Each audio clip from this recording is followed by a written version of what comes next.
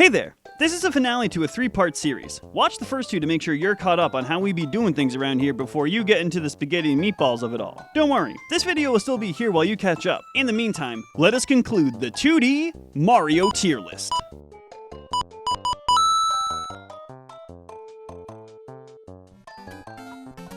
For the record, Super Mario Bros. 3 is my favorite 2D Mario, and it's tied with Super Mario 64 as being my favorite Mario game of all time. World map, non-linear progression, inventory, triple the amount of power-ups, P-meter, and one thing that dampened the Mario series forever: auto-scrollers. Let's tackle these briefly, one by one.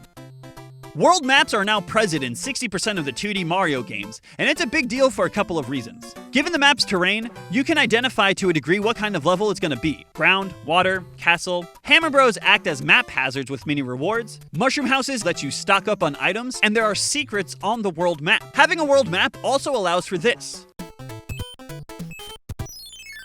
Non-linear progression is now present, and while technically you could warp in previous games, and your level count does go up, how you approach them is different. Do you want to beat the game fast? Do you want to 100% it? Do you want to choose your favorite levels? This didn't exist before, and now that it does, players can make risk versus reward decisions. Should I play this hard level first, or do an easier one to get the mushroom house so you can have an item for the harder one?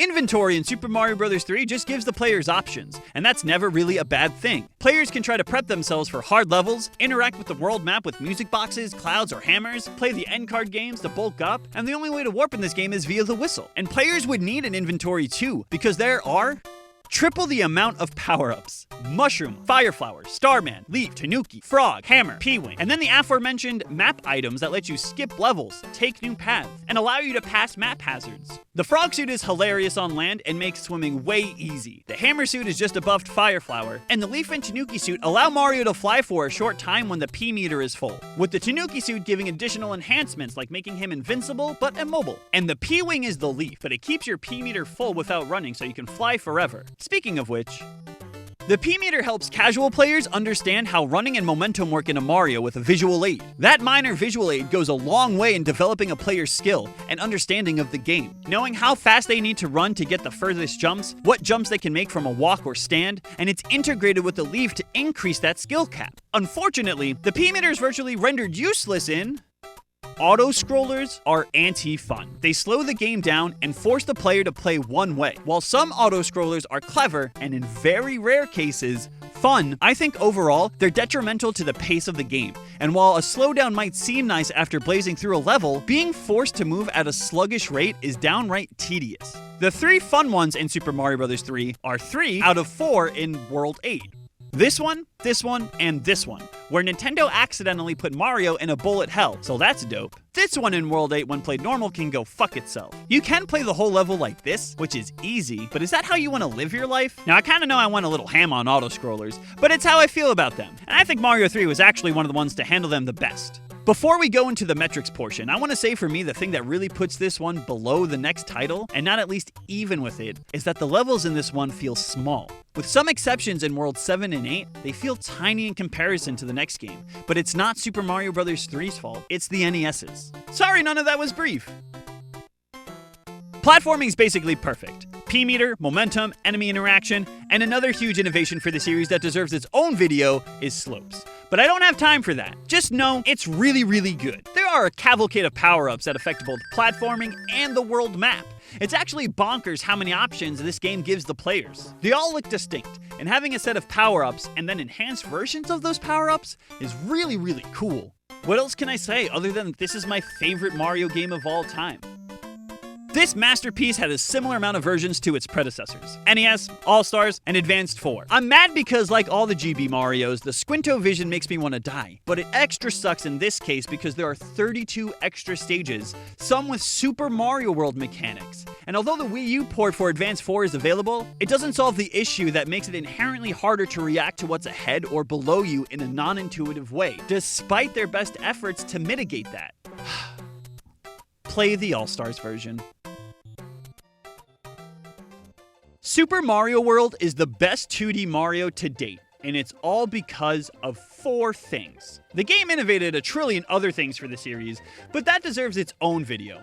For now, let's start with this guy.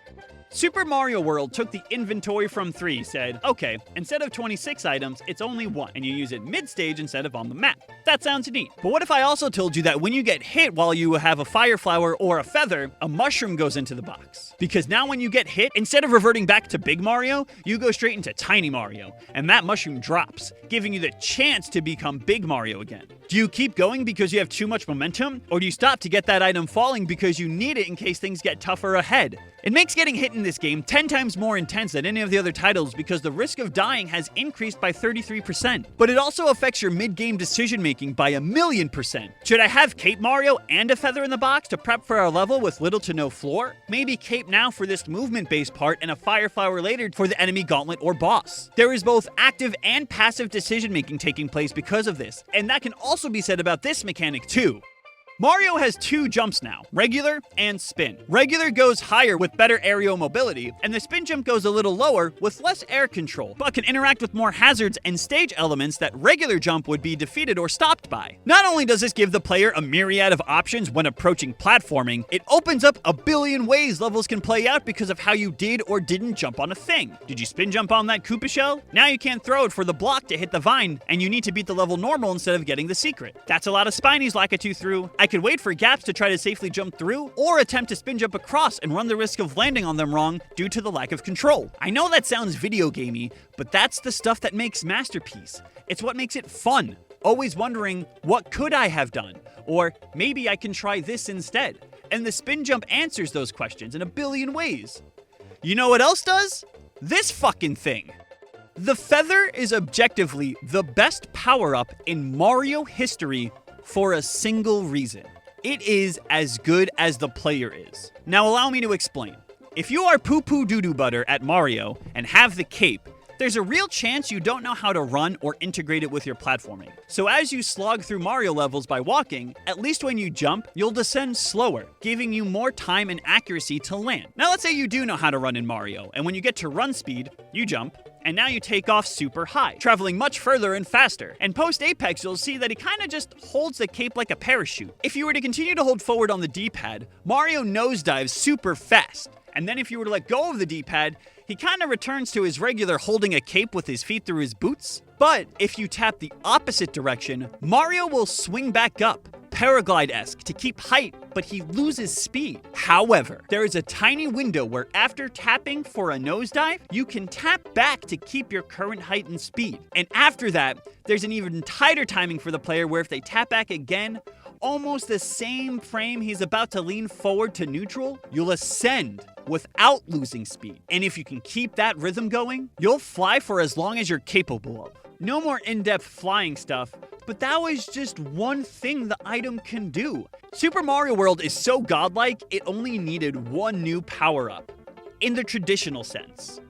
Yoshi is a power-up. He powers Mario up. While on Yoshi, jumps are at full height, but they have pseudo-spin jump properties. Mario can sacrifice Yoshi for a second jump, giving the player great risk versus reward options. He can eat single-block enemies from a short distance, spit certain enemies out, and Yoshi has his own subset of power-ups depending on what colored Koopa shell he's holding. And if that isn't enough, there are also colored Yoshis that have those power-ups despite the Koopa shell they're holding, but they still get the Koopa power-up. Now, I'm not going to go into any more in-depth Yoshi stuff because essentially a lot of it's telegraphed to the player. Jesus. I had more to say about 4 things in Super Mario World than I did about my favorite Mario of all time.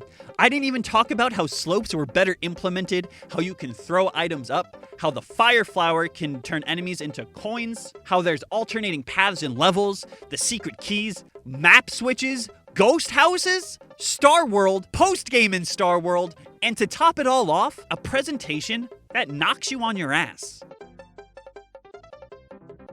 It's real good. Best in the series. The only thing that's whack is Mario Spray. Don't even bother with Advance 2. Just play the original. Man, I had a lot to say about Mario, and the thing that bums me out is that this list kinda makes me sound like, oh man, nothing's better than classic Nintendo. But it's hard to ignore how stagnant newer 2D Mario games have gotten. This is what the tier list ended at, and these are my favorites in order. That's pretty different than what we finished up with, and that's because I wanted to talk about what we value in a Mario game. Jumping on stuff, getting cool power-ups, and seeing what wacky part of the Mushroom Kingdom we get to traverse next.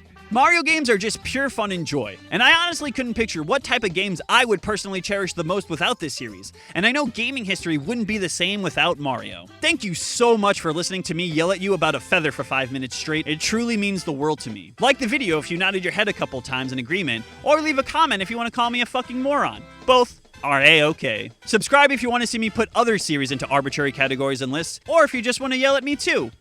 Deuces!